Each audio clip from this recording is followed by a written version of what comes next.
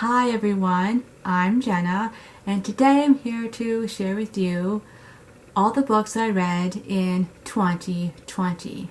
Now I'm going to start with the very first book that I read and go in chronological order all the way to the very last book that I read that year. And for each of the books that I show you, I'm going to be giving you a star rating for each of them. And then I'm going to be implementing something at the end of this video, which I started in my last year's video, and I decided that I liked it so much that I wanted to continue on with it, and that is giving you stats on my reading. And these are stats that Goodreads provides when you catalog your books that you read that year, and I just find it really fascinating, and I thought, since I liked doing it so much last year, that I'd do it again this year. So without further ado, let's jump into discussing all the books that I read in 2020. The first book I read was a reread, and it is Water Runs Red, a poetry collection by Jenna Claire. And this book I gave a 5 out of 5 stars. The second book I read was Stand Off, which is book 2 in the Winger duology by Andrew Smith, and this book I gave a 4 out of 5 stars. The next book I read is Come Tumbling Down.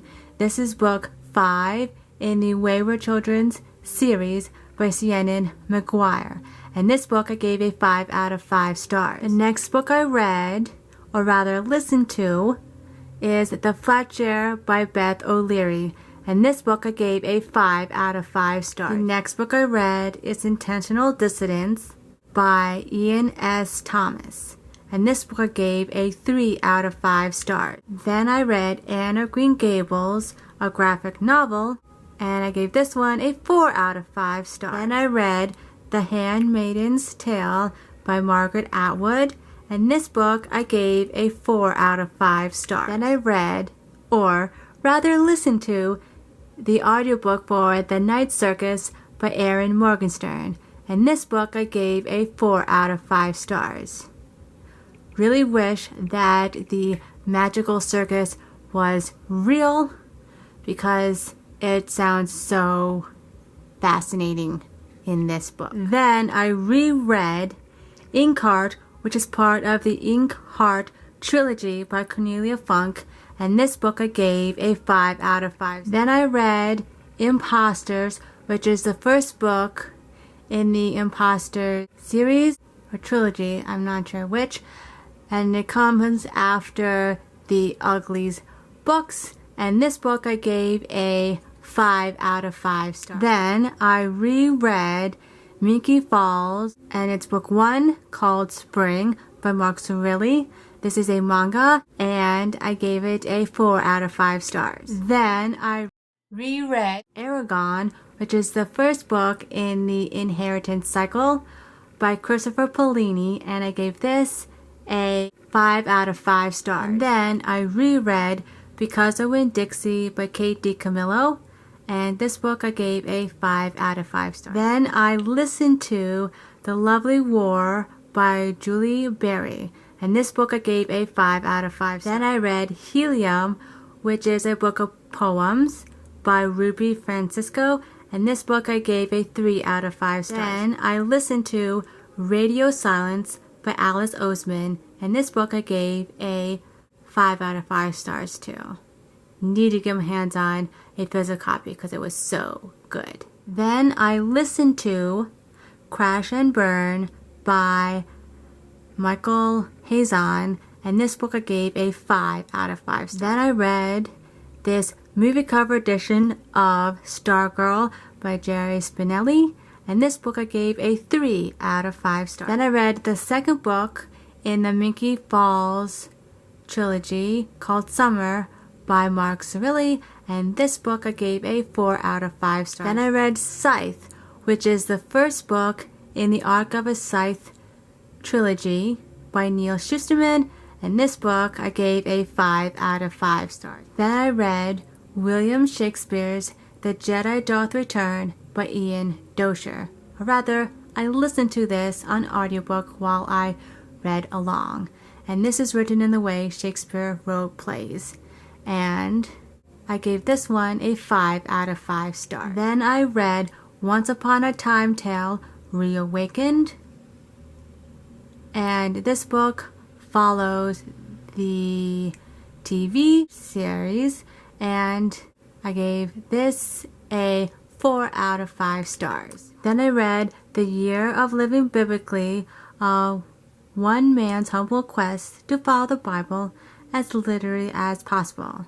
And this is by A.J. Jacobs, who went on this quest, and I gave this book a 4 out of 5 stars. Then I read The Snowy Day by Ezra Jacobs Keats, and I gave this picture book a 5 out of 5 stars. Then I reread Racing in the Rain, My Life as a Dog, and this is the middle grade version by Garth Steen, and I gave this book a 5 out of 5 stars. Then I read Puff the Magic Dragon by Romeo Mueller, and this book I gave a 4 out of 5 stars. Then I read Harold and the Purple Crayon by Cratchit Johnson, and this book I gave a 5 out of 5 stars.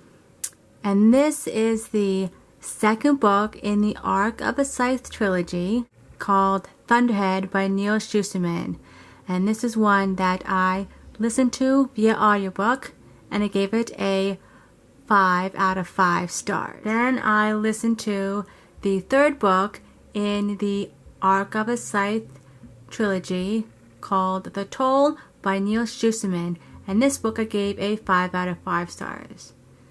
Still need to get the physical book of this because I loved it so much. Then I read the third book in the Mickey Falls series called Autumn, and I gave this one a 4 out of 5 stars. Then I read the first book in a graphic novel series by Alice Oseman called Heartstopper, and this I gave a 5 out of 5 stars. Then I read The 5 People You Meet in Heaven by Mitch Albom, and this book I gave a 4 out of 5 stars. Then I read the second volume of Heartstopper, the graphic novel by Alice Oseman, and this book I gave a 5 out of 5 stars. So those are all the books that I read last year. Now, I planned on reading 50 books, but didn't manage to get to that goal because at the end of the year, the last couple months, I wasn't really reading much of anything, and that's where option occurred, so I was able to build up my reading and hit 50 books. And now let's get into the Goodreads stats. So we take all the pages from my books read, we get a grand total of 9,969 pages read, which I think is totally awesome. And the shortest book that I read comes in at 40 pages, which was the picture book called The Snowy Day. And the longest book that I read comes in at 625 pages, which is The Toll. Now this one is a little bit of a shock to me, but not really, because I listened to this one on audiobook, and because I listened to it instead of reading it, I didn't know how many pages it actually was, but it makes sense because the audiobook was a little bit on the longer side. And the highest rated book on Goodreads that I read last year is Heartstopper, not volume 1, but volume 2, which I find really interesting. And yeah, those are pretty much all the stats that Goodreads gives you, and I just found that to be really fascinating. So yeah, that rounds out this video for today. I really hope you like seeing all the books that I read, and I will see you very soon in my next video for my top books of 2020. Hope to see you then. Bye!